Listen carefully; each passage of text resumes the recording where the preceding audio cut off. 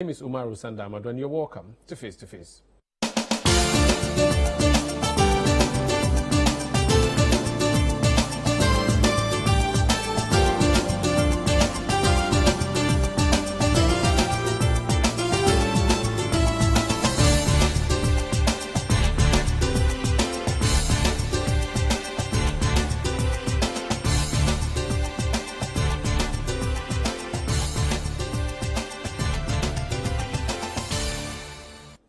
My guest has been Member of Parliament for the constituency in the Ashanti region known as Mampong, where he actually hails from. He has been trying to be president for some time now, and he has reactivated that campaign. The Honorable Francis Addai-Nimoh is my guest. You're welcome to Face to Face. Well, thank you very much, Umaru. How are you? I'm doing well. You look very refreshed. Well, that is it. It's been the grace of Allah or by God that I am whom I am now. And thank you for having me on Face to Face. So for today, it's eyeball to eyeball. And let me add, maybe nose to nose and mouth to mouth. I like that. It is good. Hopefully, it will not be too much of a touch. That would lead to problems in terms of issues of battery and all of that. That is but it's good to have you. How are you doing? Well, in general, I'm doing fine. For someone born in 65, you're born in 65? That is correct. You're still looking like a young man. I'm yet to be 58. Okay, so you're not retired yet? Not at all. So it means the pension fund thing will not affect you? Not at all. But, well, let's see how things will go. You have 3 children? I have. Oh, have you added more since the last time we checked? No, I have 3 male children. Oh, you have boys? Yes. Oh, okay. Boys. How old is the oldest? 27. Okay. The second one is 25. The first one, 27, is pursuing a PhD program in civil engineering in the United States. Which is your path? That is Did correct. you whip him into that line? Or well, I think he also developed that interest. Okay. He has a very sharp mind academically on math and science subjects, so naturally. I see. And then the second one is also pursuing a master's program in public health. And he is 25. You did public administration? Yes, I did public administration for my master's program. Okay. And then the last one also studied mechanical engineering. Oh, your house is a very technical house.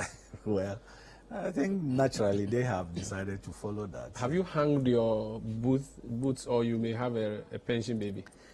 Well, that one I'll have to discuss it with you in secrecy. So, I do not want to receive so many questions that will come on me. So. Also, you don't have the power really. No, I don't. You don't have the power. You have to go and consult. Yes, so it's good that you say you go and consult. So I have to do that. Anyway. But how has so when did you enter politics? Well, Umaru, my political life dates back to my school days, and I have always taken politics as a way of offering leadership service to people. And if you are gifted naturally to provide leadership to people, you don't have to run away. You don't have to check that quality that is given to you. And so that is my perspective of how politics should be run. And I go into it knowing that in terms of leadership, you have to offer direction to those who are following you.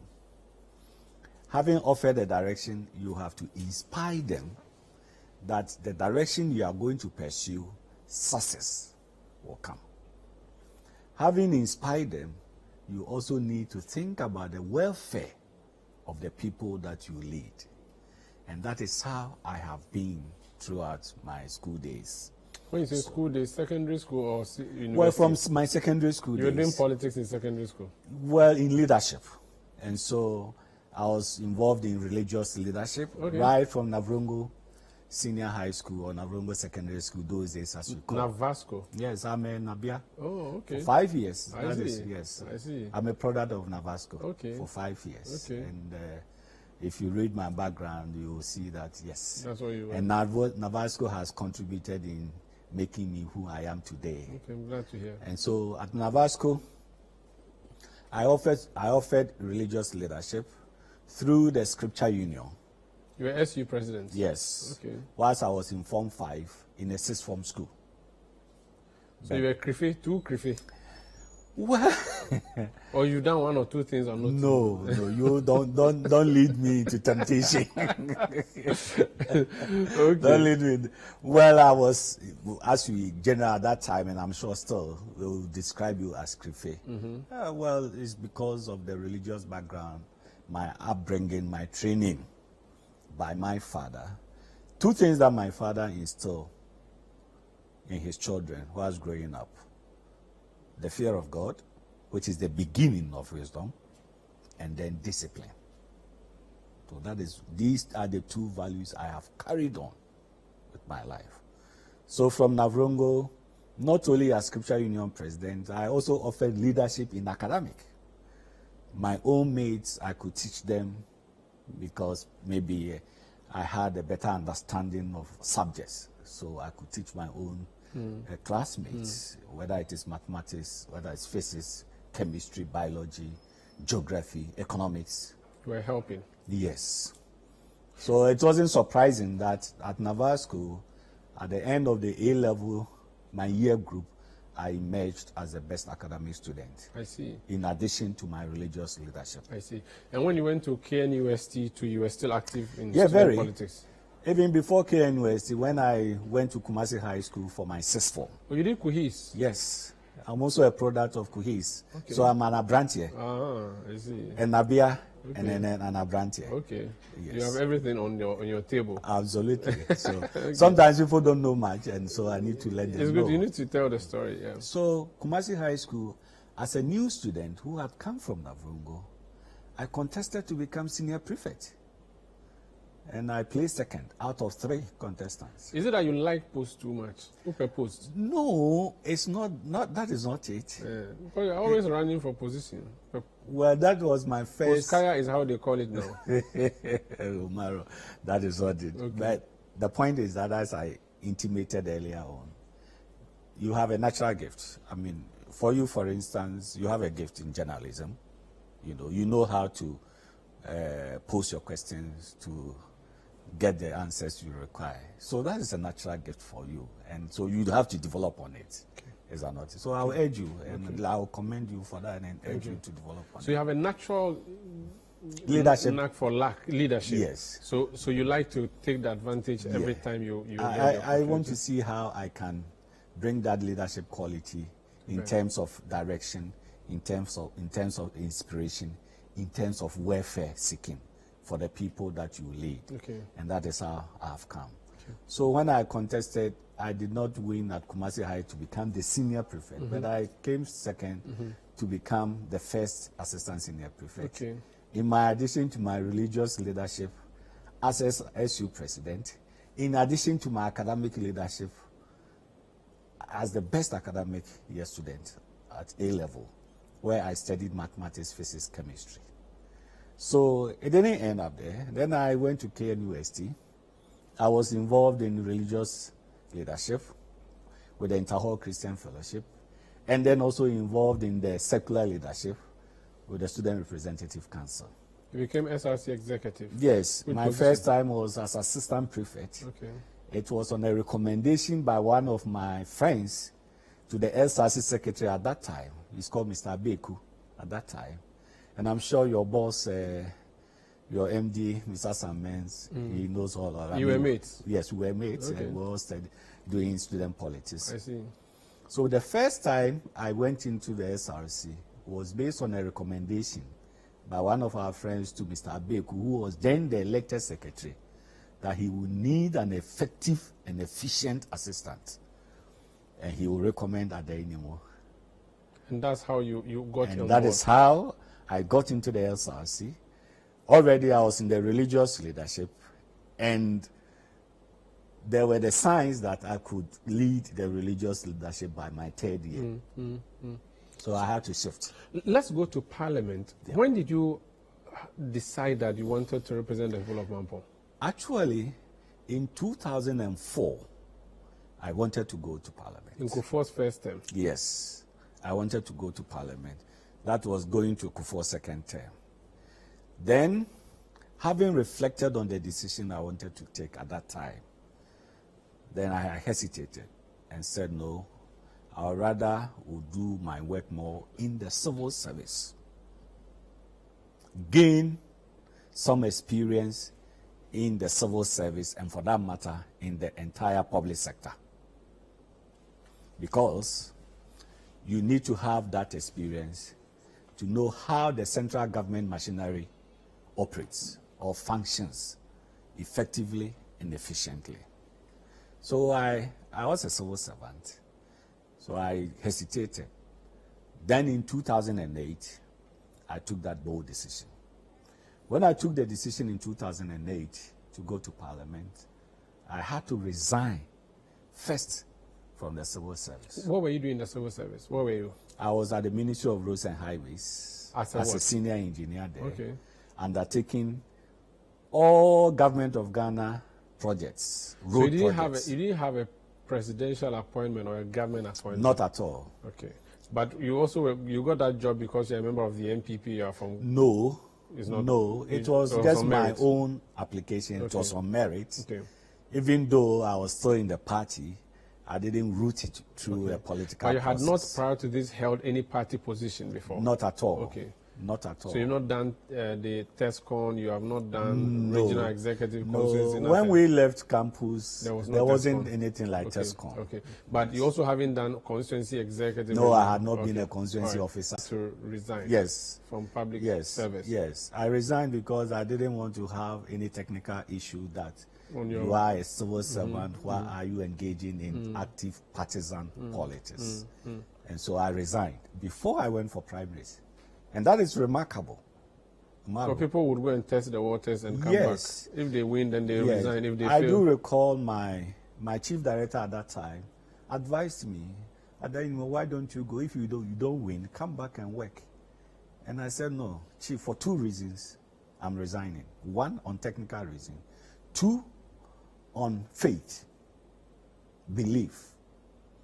So eventually, I resigned, and I recall that April and May, by that time my name had not been taken out of the Controller Accountant General, I received salary, but I had to pay that back to government chest because I didn't work for it. I see.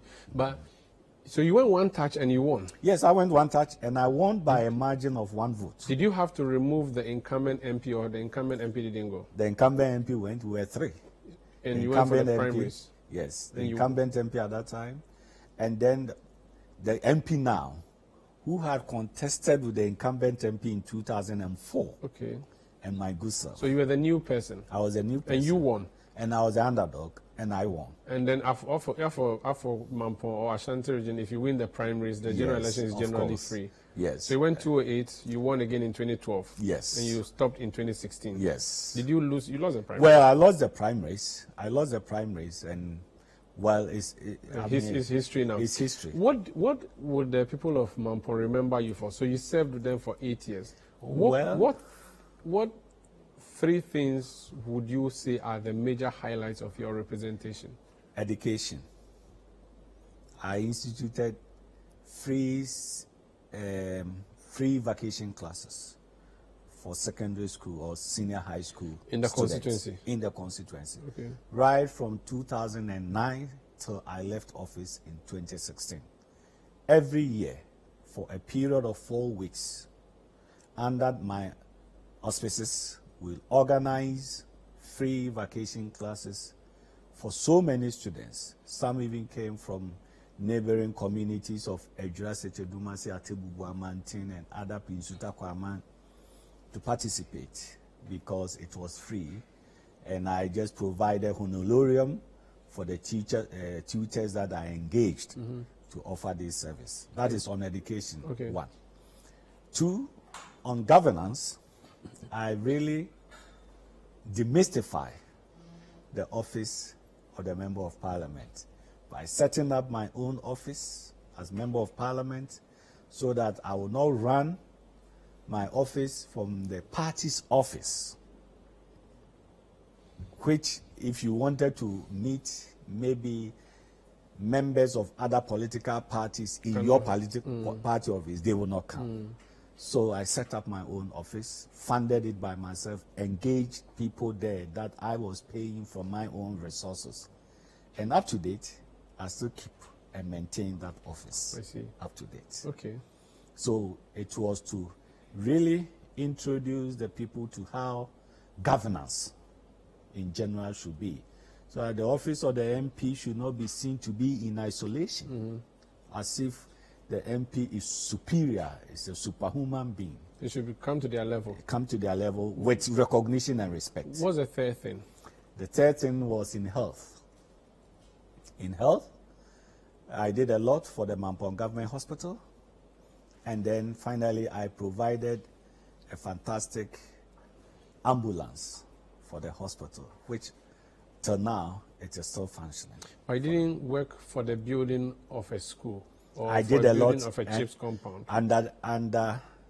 Under the health sector, Chess Compound, I provided support for construction of Chess Compound. Oh, yeah. And even under educational facilities, I put up 2 classroom block for kindergartens. Where? At a place called Patase. Patase. I don't know your constituency. I don't know much about it. But do you have a road challenge? Well, yes, I facilitated construction of road through my very community, okay. the very community that I come from. Not only there within the Mampong township. That's Amampian. What's the name of your town? Is it Nyinampong. Nyinampong, right. Okay. Nyinampong is my And how about hometown. water? Do you have water problems in your No, constituency? you know, we had a project that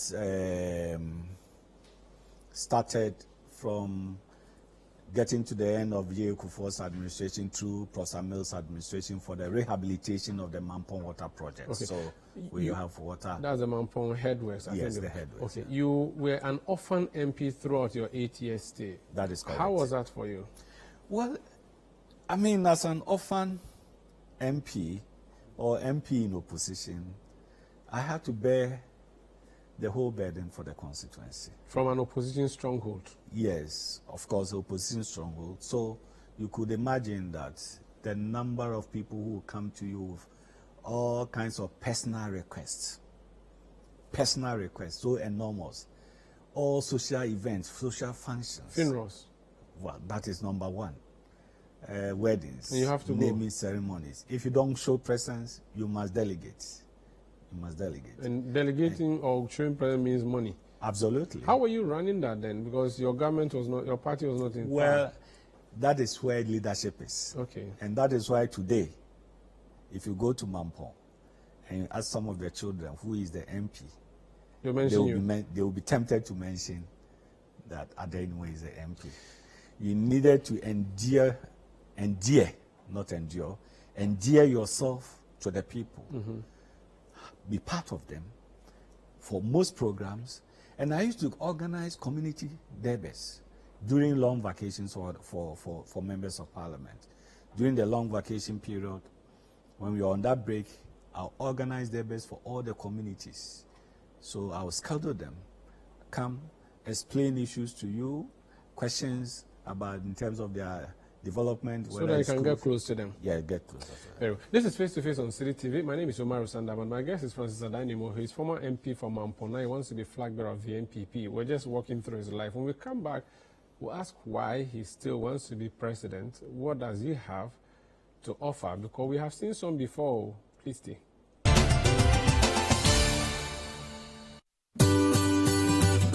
City TV is live on DSTV. Go to channel 363.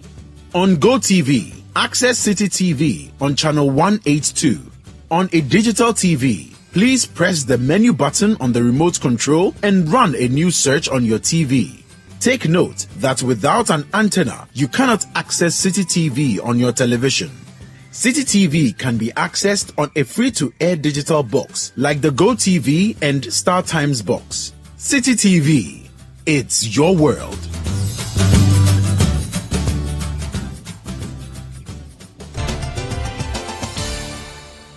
You're welcome back. This is Face to Face on City TV. I'm Omar Sandamadu. My guest is the Honorable Francis Addai-Nimoh. He wants to be flag bearer of the NPP. You went into your parliamentary primaries, you lost. You went into presidential primaries, you lost. And yet you are still spending money wanting to be president. Why? But Umaru, every every success story has a failure portion or component to it. Okay. Okay, so back home in Ghana, J. Kufuor went for elections, won, lost some, lost and won. Atamils lost, won.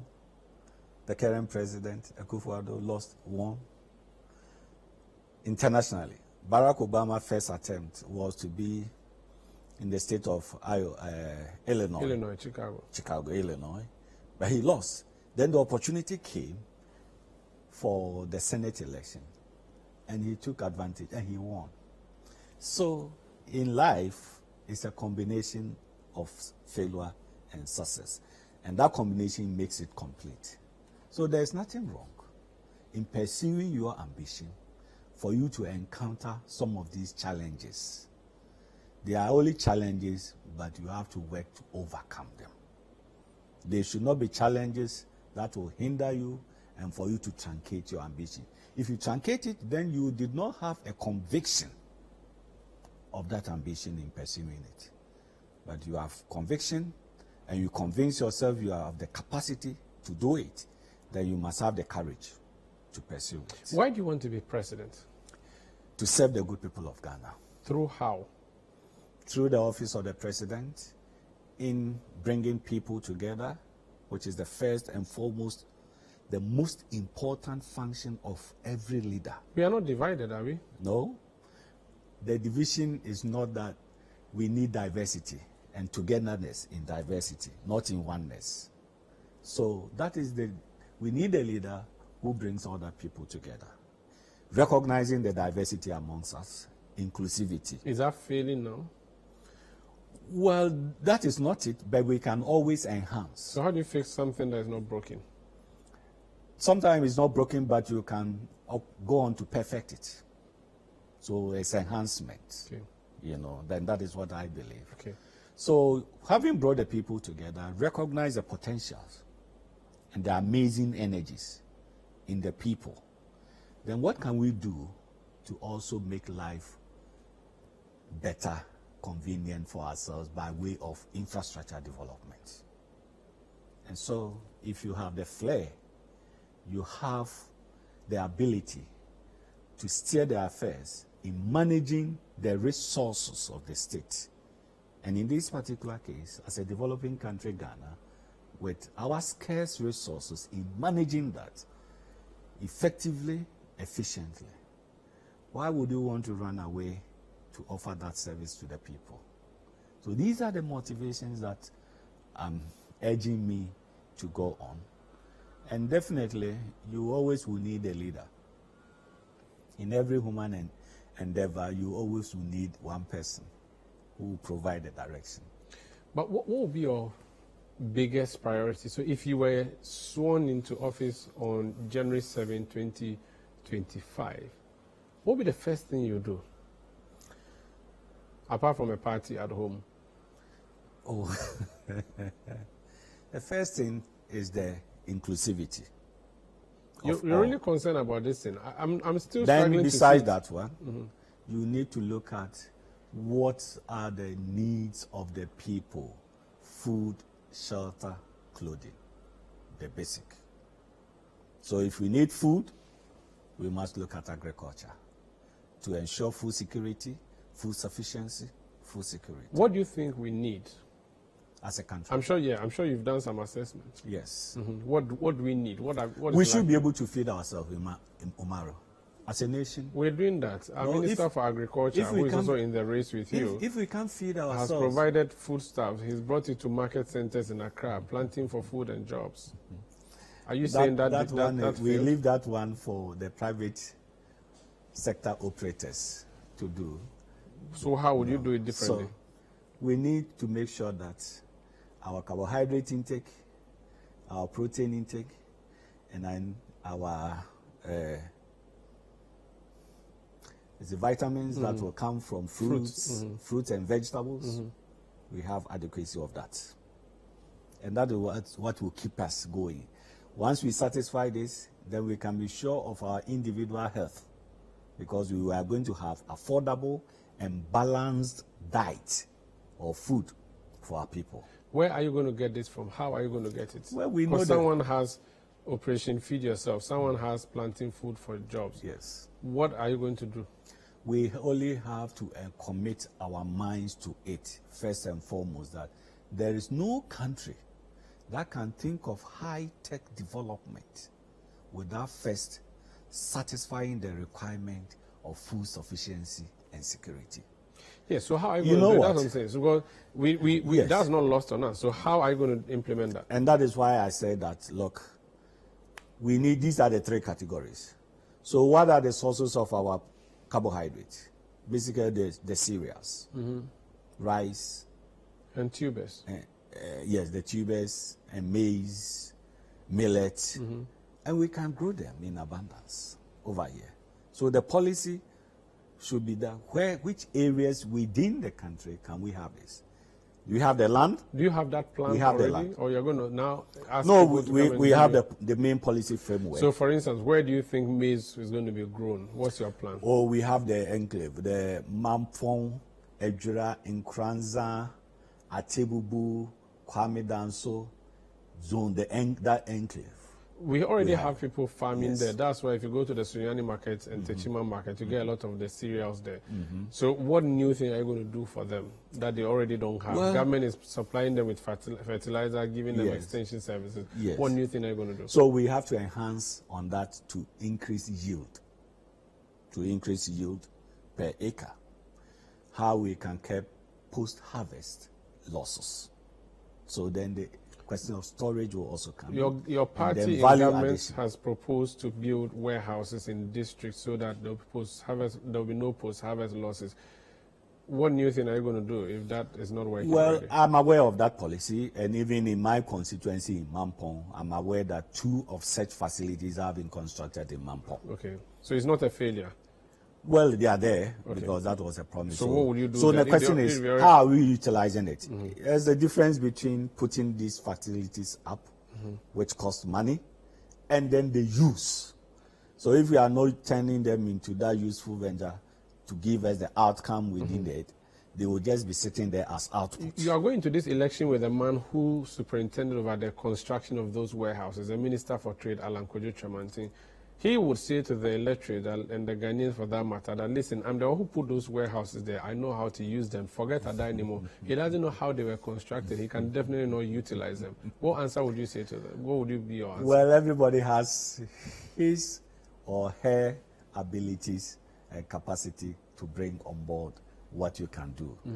And so somebody can put it up, and then the application of it, the use of it, somebody can also enhance the use of But it. why would we let someone put it up and you, monkey, they work? Well, baboon, they chop? Why no, would you have to monkey come is not working, but it's all, the person didn't put it up from his personal resources. But it's from his ideas or the government Well, that he belongs to. You were not Yes, there. so that is why the Constitution urges us that as far as practicable, every succeeding government should endeavor to continue with the programs and projects of the preceding government.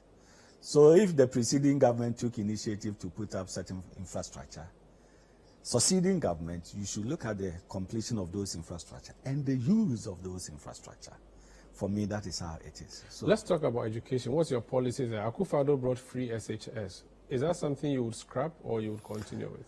no, we have to continue and undertake some review. What do you where think is necessary. wrong with the free SHS? Well, there are two things. And let us be honest with ourselves. Sustainability, quality.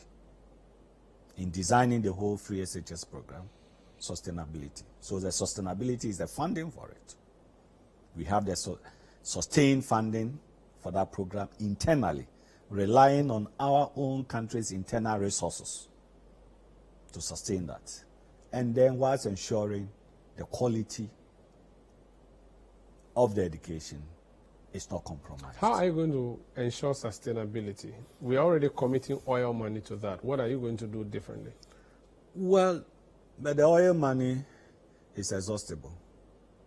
So at a point, if there's no oil, what do you do? So what will be, you let parents pay the fees?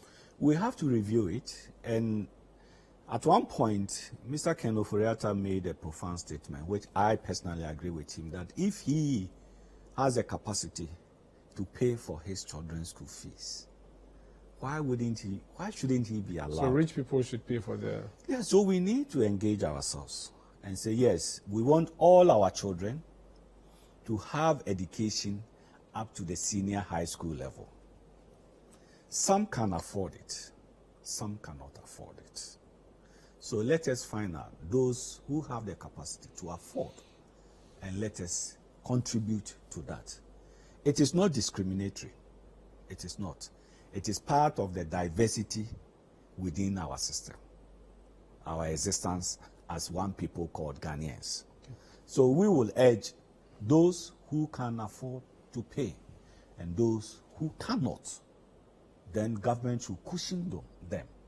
At the end, we want a society where every child has educational level up to the senior high school. Is there any major thing you would introduce in education, or you just work around the free SHS? No, besides the free SHS, now we notice that technical, vocational, and skills are very important. And for middle level, for medium to small to medium enterprises, you need the human resources for that. And so we have to scale up. We have to scale up technical, vocational, and skills training for the young ones. So assuming somebody leaves senior high school and he wants to get some technical training or vocational training or skills in some handiwork, you should encourage that person, because in the advanced countries, that is how they got their economies going. I mean, Japan, after World War II, Japan was devastated. Hiroshima had been bombed, Nagasaki had been bombed, virtually nothing. But those who were doing the handiwork, the technical vocational skills, they contributed hugely to the economy of Japan. And that is how today they can talk about their Toyotas, their Nissans, and all the other in the auto industry that they are What is your vision for health? Vision for health is that we need healthy citizenry for the country. And to do that, I believe in prevention more than to cure.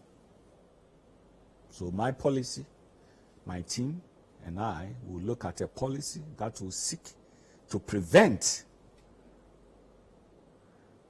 diseases more than finding the curative to the occurrence of diseases. How are you going to do the prevention? Oh, basically we can, Omaru. And for your viewers, one of the major diseases we have is malaria, which takes so much money from the state. How would you prevent malaria? We know the source. Mosquitoes. Sure. How do you get mosquitoes breeding? Through stagnant water.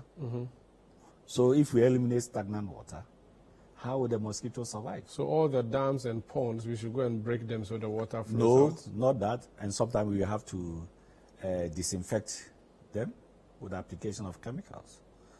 The essential thing is to make sure that the mosquito larva does not survive to bring out the Anopheles mosquito. We have been told that the mosquito... So we have to cut the transmission. But we've been told that mosquitoes should not go extinct. There's a purpose they serve in the ecosystem. Yes. If you want them to go completely by killing the larva, it means you are ending a species. And that would lead to a problem.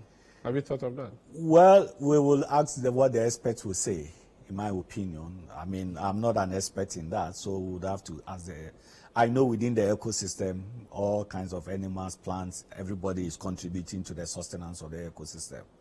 But if the one species is so much a nuisance to us to cause even the livelihood, the lives of people, then we must find a way to make sure that we break it. So we should break the transmission. We should finish them.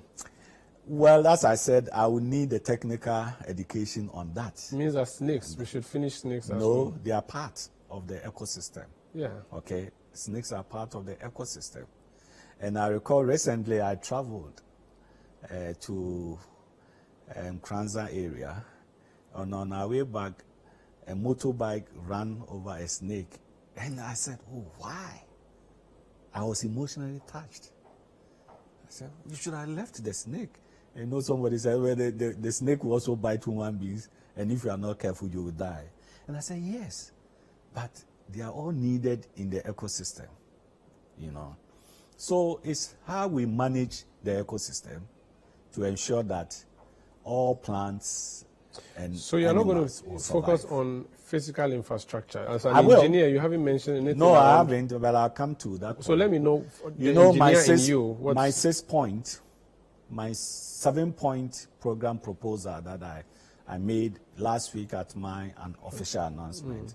Infrastructure is one of them, and that is where my technical expertise. Would it be housing you focus on, or roads, civil, Both. or what kind of We will infrastructure? focus on roads, we will focus on water systems, we will focus on housing, we will focus on energy. And there is one thing, we have to focus on maintenance. Maintenance is so key. We do all the fantastic work, all the fantastic design, infrastructure is put up. Then the maintenance, after a while, we can't keep it in the state that it was first constructed. Okay. So it's one area, even though in my proposal, I did not mention maintenance as a major area that my administration will focus on. You have it That in is- mind. I have it in mind. What is the major... And then we need also to make sure that we can complete all government projects which have been abandoned many years in all the sectors. Police offices accommodation, residential accommodation, and offices that were started many years ago and abandoned.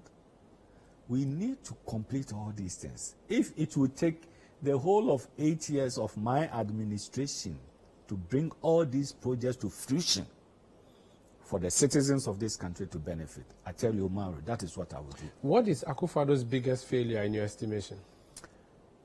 Oh, well, I wouldn't say the failure, but in his second term, there's been a lot of controversy.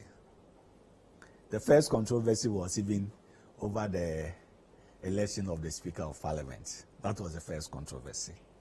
And then budget controversy, if you recall, in 2021, when Parliament was dealing with the 2022 budget, minority said we had rejected. Majority said we had approved. Speaker Babin was not available. Joe Oseusu sat in to say we have approved. Yes. But I want something directly tied to him. Is there anything he did that you thought that this was wrong? Well, for now, I have not figured anything out. You haven't seen anything wrong with him so far? But of course, every government, every president will have some shortcomings. But you haven't and noticed any that yet. is natural. That is natural. I'm happy that now, or was it yesterday or just a few days, I'm happy that the president himself admitted that the economy is in crisis. And that is a good sign for me of a leader. Are you sad that he didn't give you a job in his government? I've already expressed that sadness is not that I'm so much in need of a position, but the sadness is because perhaps my knowledge, expertise Has not been utilized. utilized for the benefit of the country. Is it too late for him to appoint you now that his ministers are resigning to go and run for? If he called you and said he wants to take care of this job, would you do it? Well, I would. I have to respond to him If he said, "Oh, positively. take Agric ministry for me or trade ministry," you would accept it. But the question now is that I'm pursuing an ambition. So how would that But if be he called you and reconciled? said he wants to give you Agric, for instance, what would you say to him? Well, that is why I said I will go, listen, and let him also know my personal ambition that I'm pursuing, which will not allow me, So it will not be that a rejection of what he wants So to you offer. can't take it. It's not that you will not take it. No, because I'm pursuing my So ambition. you cannot take it. Not that I will not. Okay. We need to clarify it. That's what I'm saying. Otherwise, somebody may think that. Translate it differently. Yes. This is Face to Face on City TV. My guest is Professor Addai-Nimoh. When we come back, I'll ask him how he's going to match up against the other contestants. There are at least 9 of them. What would make the NPP delegates choose him instead? Please stay. The sisters are back with more chic and spice than ever. Join the League of Exceptional Sisters as they come to the rescue of relationships with the all-new season of Sister Sister. Be it gut-wrenching personal secrets, jaw-dropping partner shenanigans, or the cringe-worthy deeds of family and friends, our sisters will be here to help you weave through the simplest and most complicated relationship issues. Sister Sister airs every Thursday at 7 p.m. on 97.3 City FM and every Friday at 9 p.m. on City TV. Sister Sister is sponsored by Kel Kids Toothpaste, the Ghana AIDS Commission, and Onga.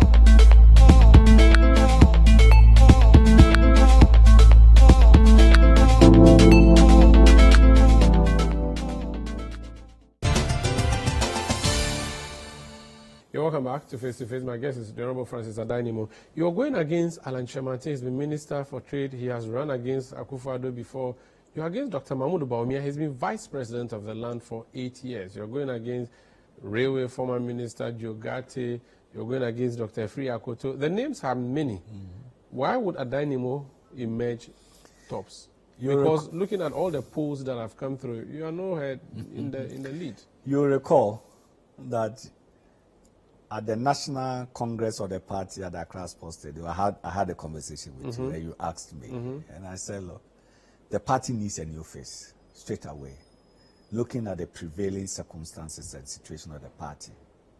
We are not in opposition, we are in government.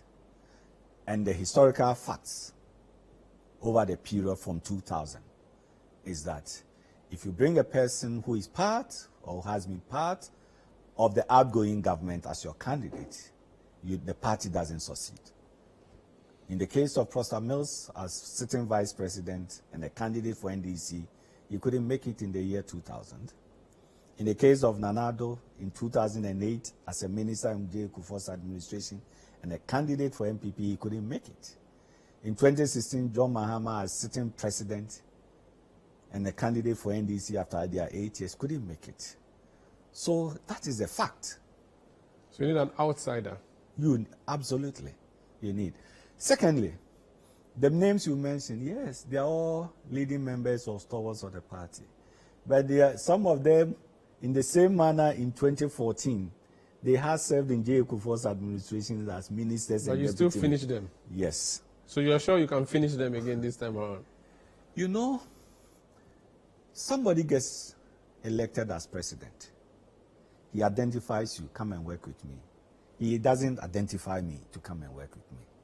The fact that he identifies you to work with him and offers you a ministerial position does not place you in a superior position more than me that I have not been offered a position in his government.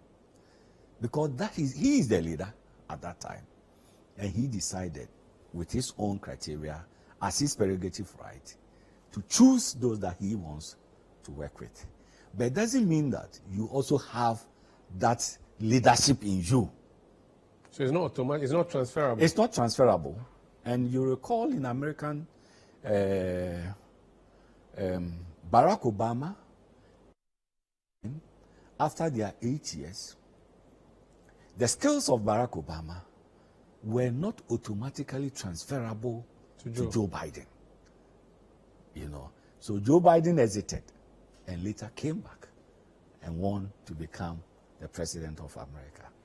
So as it is now, yes, some of them have served in this administration. In fact, almost all that you can mention. Kennedy Japan is the board chairman for Ghana Gas, and he's also a board member for Land Use and Spatial Planning Authority, which used to be Town and Country Planning Department. He's a board member. Which is your area? Yes, because when I served as a ranking member in Parliament, we worked on that legislation that resulted in the establishment of the Land Use and Spatial Planning Authority. So all of them have been in government, so that's why you think that you stand tall. Yes, you are sure you can make it in the top 5? Absolutely. By 2014, there were 7 contestants. I was still the underdog, the unknown. I was classified as a person, who is he? And yet, I came in third. Why do the delegates like you? Do you have plenty of money that you are giving to them? No, I told you, natural leadership. If people identify you, you have a natural flair. People are comfortable with you. But you are coming against money, establishment. Can you beat all of that? Money has never won elections. Are you sure? Yes. And I'll give you the historical facts. 2000, if it were money, J. Kufuor wouldn't have won the election against J.E. Mills. You could see the billboards, the fanfare of the NDC. Then 2008, the NPP were doing moving forward, the kangaroo dance, you recall. We were even laughing at Professor Mills at that time that he was just going around Abuso, door to door, you know. And yet he won. He whipped you nicely. Yes. 2016, you recall, even John Mahama. Look at the billboard, the electronic billboards all over the place. Yes. So it should tell you that money does not necessarily win the election. It is not the overall determining factor. The first and foremost factor is the acceptability of you as a leader. Which of the candidates would you accept to be a running mate to in case you lost? Well, my team and I will have to meet, and the process is that you also have to consult the National Executive Committee, National Council. Let me turn the question around. Which of the contestants would you lose to and say, I lost to a better candidate? Well, if it is Addai-Nimoh that I will lose to, then I've lost to a better candidate. But if you lost to anybody else, who would that be? It's only Addai-Nimoh that can lose to himself. So you're going to win? Yes. You're not joking about this? No, Omaro, let me tell you, and I tell delegates, I'm not in this race to advertise. I'm in the race for victory. And I mean what I'm doing. And that is why last week, Wednesday, 1st of February, I made that pronouncement publicly. I'm not in the contest. One can take 2014 as the first time maybe it was to advertise myself. And you remember, let me tell you, in 2014, as I went around campaigning, the same party people, some are still delegates, they will ask you, but you, where have you been all along? We like you. We admire you. You have the potential. But where were you? You have a future. Take note. So I know where I am coming from. So I have developed on the potential to combine it with pedigree. And therefore, I know what I'm talking about. In this ambition is for victory. If it is to advertise myself, then I needed not to go. I will have to stay away because I'm going to spend energy. Is it worth it? Energy, I'm going to spend money? time. I'm going to spend money. And there's a risk. The risk is associated with traveling the length and breadth of this country. Is it worth it, what you are doing? Why not? You want to offer leadership. And it is the greatest honor you can have if your people Do you have command the a confidence. following? For instance, if we woke up tomorrow and you are president, do you even have people you can appoint as ministers and all of that? In fact, even if you want flag bearers, do you have people you can appoint as campaign aides and all of this? We have others. I have a team. But you will never know. If I don't disclose the team to you, you will never know. So you have people in every corner on this? I have people. I have coordinators. For instance, do you have someone in Georgia? Oh, yes. There's someone in Georgia. You do? Afife. Georgia. Afife. Even right from Akachi on the road to Georgia. Through Afife. We have. So you know the coordinators. country very well. You've taught the country. Absolutely. From Denu through Georgia on the way to Avedapa. Avedapa. And Aveferingba. Yes. And You to, know, and you know to those. go- Right. Oh, absolutely. How about Tumu? Tumu, from Tumu to Welembele. Okay, Tumu to Welembele. Welembele to Funsi. Do you know her? Yeah. Oh, yeah. Hen is just from Wa on your way to Tumu. Hen is there. Fianes is also there. Okay. Jefferson is also Have there. you been to? Do you know Felmwa? No, I don't. Aha. Have you been to... But you know Golu? Yes, that's what I was going to ask, if you've been there before. I've visited the grave of the former president, Dr. Hilary Limah. I see. Have you been to Nakpanduri? Oh, yes. It's You know a that beautiful area? I like that environment. From Nalerugu Gambaga, as you head towards. You know your geography. Since you mentioned that, I'm not going to stress you And anymore. I'll tell you something, from Napanduri, when you are heading towards Bumprugu, you will see nature and really admire nature. In its beautiful form. Oh, yes. If you lost this, and forgive me if I use that, but it's an if. I'm not saying you will. No, yes. If you lost, what next for you? Will you just retire, go into your family retirement home, or you try again to be president? Well, that will, my prayer with my God will help me to decide. It is premature To say that. To say that. Honorable Francis Addai-Nimoh, it's been nice speaking to you. Wish you all the best in the upcoming election. Thank you very much for having me on Face to Face. Thank you so much. And my name is Umaru Sandama. It's been great coming your way on Face to Face on City TV. Stay with City TV. It's your world.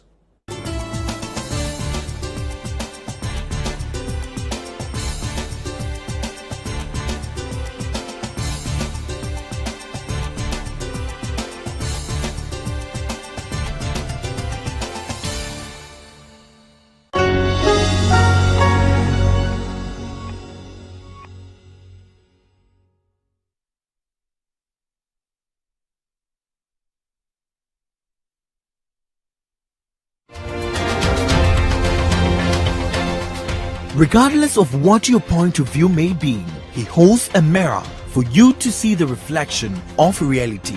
Two young men, brilliant student, best student in his school. He says, I believe in this as my identity, my religion. You say no. You won't take him because it breaks discipline. I think we should not be at the wrong side of history. Dispassionate opinions that shape your point of view. As for the president's credibility in terms of anti-corruption, I'm afraid to say it's in tatters. An analytical and non-partisan I'll give you a point of proverb, view. and I can proverb. Sɛ Patrick Kwasi Obama Otoma, ɛdɛn? TND. This year, forget it. Dialogue that informs your socio-political point of view. I'm young enough to wait for God's opportunity tomorrow, and I'm not in a haste. Are you lacing your boots for 2024? Absolutely not. They are not lacing. Let me see the shoe you have been wearing. Whether they are having boots. No, it's not Cambo. A chance for the duty bearers to provide the citizens with an honest point of view. We are being given rare and privileged access to a building which is part of the National Operations Directorate. And we are so determined, to fight all manner of crime. Even the broad daylight robberies that we see and the footage seen, we can say that we are going all out, to make sure that we contain them. Educative chit-chat from the expert's point of view. No, there is. In fact, that rumor has been said about so many vaccines. People said the tetanus vaccine causes infertility, and we are trying to make our women infertile. No, it's not true. On the Point of View with Bernard Avle, every Monday and Wednesday at 9 p.m. only on City TV. The Point of View is brought to you by Cowbell Coffee. Cowbell Coffee. Taste it, love it. My name is Gina, and this salon is where I work. Good morning. Hey, morning, dresses. You've already met your new colleague, have you? Who burst this Kujubisi? He fell from the sky. I'm so glad there's a man amongst you. You ladies gossip too much. Hey, girls. Today, Madam came in with a hot, sexy guy. And they were being lobby. Hey. Did Madam think men don't gossip? The grapevine lands on my lap. I've noticed a massive decline in our daily proceeds. I suggest we fast and pray.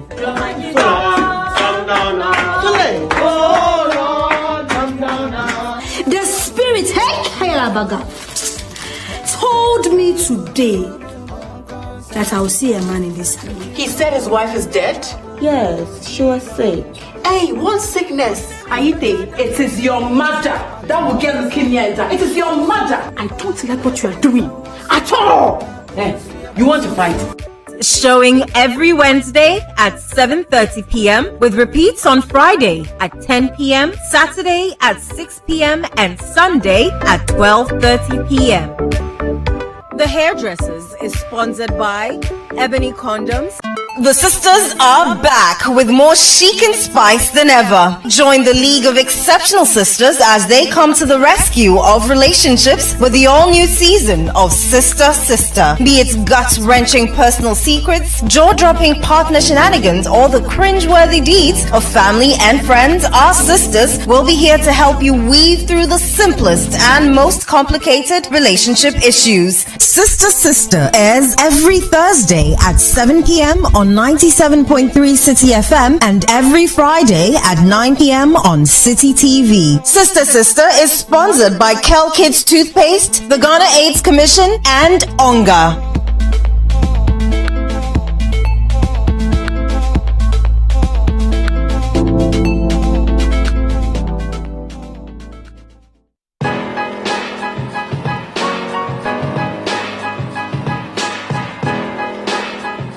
Aside raising funding and be a unicorn, the main goal is to impact life, to enrich minds, to know that